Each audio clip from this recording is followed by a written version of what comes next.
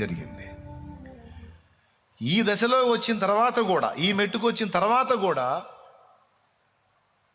నాకుండే నలుగుడు నాకుంది, నాకుండే శోధన నాకుంది, నాకుండే ప్రెషర్ నాకుంది.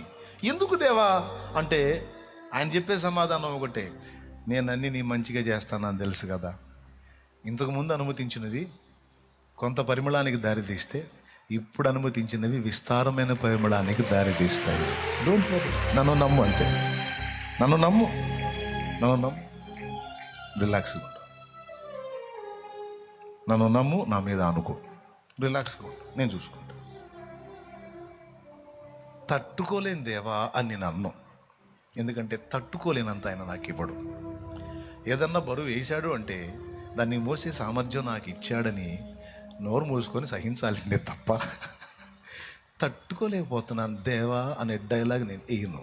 దేవుని స్తోత్రం, హల్లెలూయా.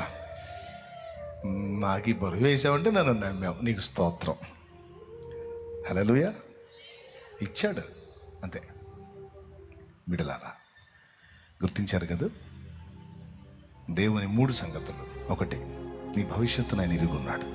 2, నీకు ఇచ్చిన సామర్థ్యతలు.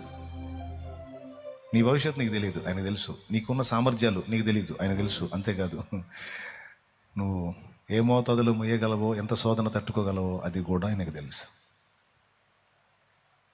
ఈ 3 ఎరిగి ఉన్న దేవుడు అన్నీ సమకూర్చి నీ మేలుకే జరిగిస్తూ ఉన్నాడు. దాని రిజల్ట్ అనేది ఫ్యూచర్లో ఇంకా కొంతకాలంలో నువ్వు పొందుతావు, నేను పొందుతా. ఈ నమ్మిక గలవారమై ప్రభు వైపు చూస్తూ, ఎందుకంటే నీలో ఉన్నవి ఆయనే తీయాలి బయటికి, ఆయనే తీయాలి బయటికి, ఆయనే తీర్చిదిద్దాలి. ఆయన వైపు చూసినప్పుడే నా లైఫ్ ఎలాగా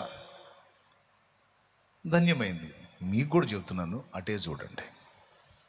ఖచ్చితంగా ఆయన ప్రమేయం ఉంది నీ లైఫ్లో, ఆయన జోక్యం ఉంది. నీ జీవితంలో ఇప్పటివరకు ఎదురైనవన్నీ కూడా ఆయనకు తెలియకుండా జరగలేదు, మొత్తం తెలుసు, అన్నీ చూస్తున్నాడు.